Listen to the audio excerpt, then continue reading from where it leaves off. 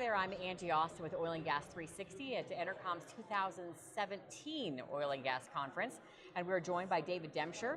David is the President and CEO at Core Laboratories. Welcome back, David. Hey, Angie, thanks for having us. Quite a few conferences for you, huh? Yeah, we were here in September 1995, Wow. the kickoff conference, and we've been back every year. It's just gotten better every time. I think at first we spoke to about 38 people, and now we speak to hundreds. Yeah. Really successful. Yeah, it's really grown since the mid-90s, No huh? question about that. All right, so, out of curiosity, before we get into the real questions, what does bring you back every year?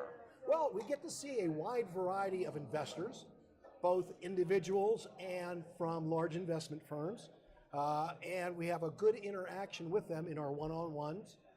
We get a chance to present to a very large audience, and it's one of our favorite conferences. Wonderful. Well, I understand there's more this year. We'll get to that at the end of the interview. We'll talk about some exciting additions for people. I think it'll be a real interesting day in a few days. All right, you're well known at EnerCom conferences for saying the, quote, decline curve will always win.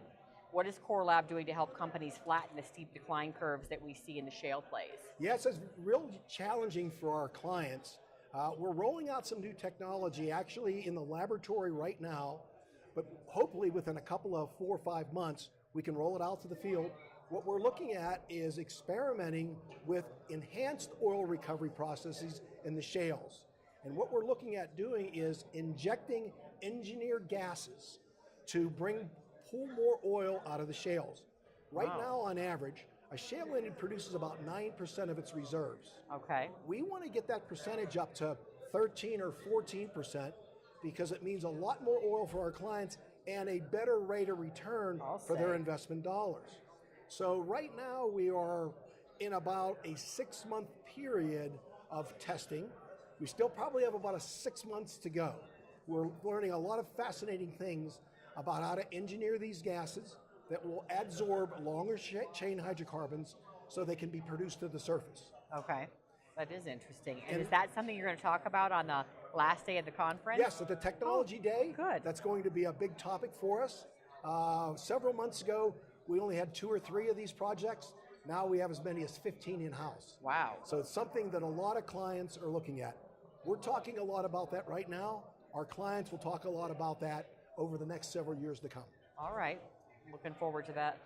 Or your technology, high-frequency nuclear magnetic resonance, or NMR, is a new technology intended for tight rock.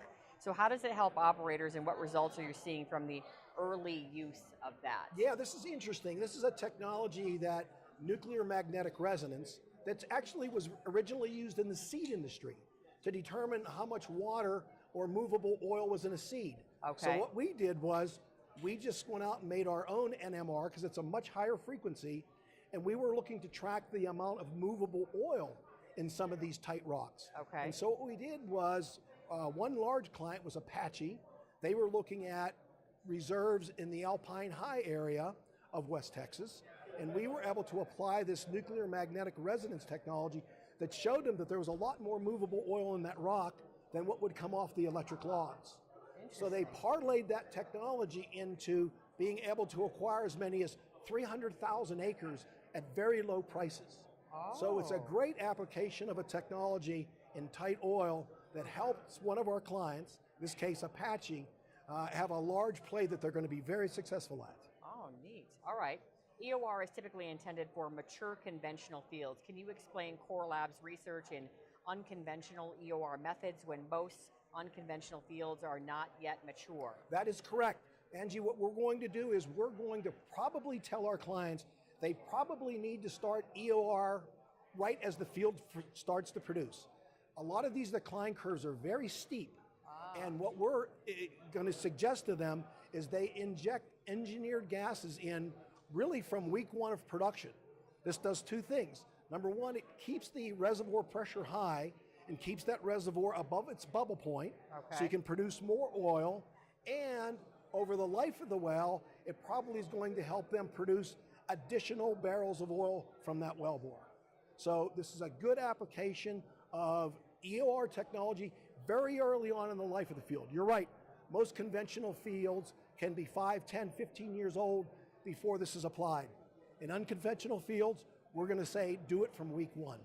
Quite a change. Yes, absolutely. All right, let's move on, David, to where do you believe operators will strike a balance between utilizing simplified designs in a low-price environment and trying potentially more expensive new technologies to enhance production? Well, we have two types of clients. We have clients that are very technologically sophisticated, and they're always pushing the edge, the cutting edge, to apply technologies in low price environments. And then we have another set of clients that will only use them once they're proven. So right now, it's the innovative technology clients, those that are very sophisticated from a scientific standpoint, that are utilizing those in low price environments. As we talked earlier, Angie, low prices bring on innovation. Right. And that's done that over the last couple of years at Core Lab. Yeah, we talked a lot about that. Speaking of which, what technologies are going to show this week at EnerCom's new Oil Field Tech and Innovation Day? I understand you've got several things yes, that you're going we're to speak very excited about this day. We're going to have some of our chief technologists come up. One of the big topics is going to be enhanced oil recovery in unconventional reservoirs and how exactly that works. Okay. We're also going to talk about the use of microproppants. Okay. Right now, most hydraulically fractured wells are utilizing 100, 70, and 30 mesh sand. We are going right now and testing 400 and 200 mesh sand. So sands that are very, very fine. Okay. And we're going to utilize those in the very early stages of a frac job, where we're going to inject 400 mesh sand, then 200 mesh sand, followed by 100, 70, and then 30 mesh sand. We think that makes for a lot more recovery from that reservoir. And the third subject we're going to talk about is perforating technology. We've designed a new set of perforating tools called our Hero PerFrac, which standardizes all perforating hole sizes around the wellbore. It makes for a much greater flow of hydrocarbons, where it takes some of the tortuosity out of the flow regime from the reservoir into the wellbore. Well, that's so those exciting. are going to be three big topics for us, and we look forward to the Technology Day to discuss those. I think a Technology Day really makes sense, since there's so much money talk, et cetera. The Tech Day, I think, will be pretty interesting for everyone. I think it's going to be fascinating. We're so glad you guys are doing that this year. Well, and neat too, like you said, that out of the downturn, financial downturn, let's put it that way, the one good thing that's come out is some of this new tech. That is pretty fascinating, because you said a few years ago there's things that are being done now that no one was even talking about. And we predict that in 2 years we're going to be look back on what we're doing now, and it's going to look like very elementary appliances of technology. So technologies will always march on, and at Core Laboratories we hope to march right with that. Well, thank you, David. Angie Austin here with Oil and Gas 360, and again our interview with David Demshur, thanks to him, President and CEO with Core Laboratories. And we're here at EnerCom's 2017 Oil and Gas Conference, and it sounds like Tech Day will be a doozy, a good one.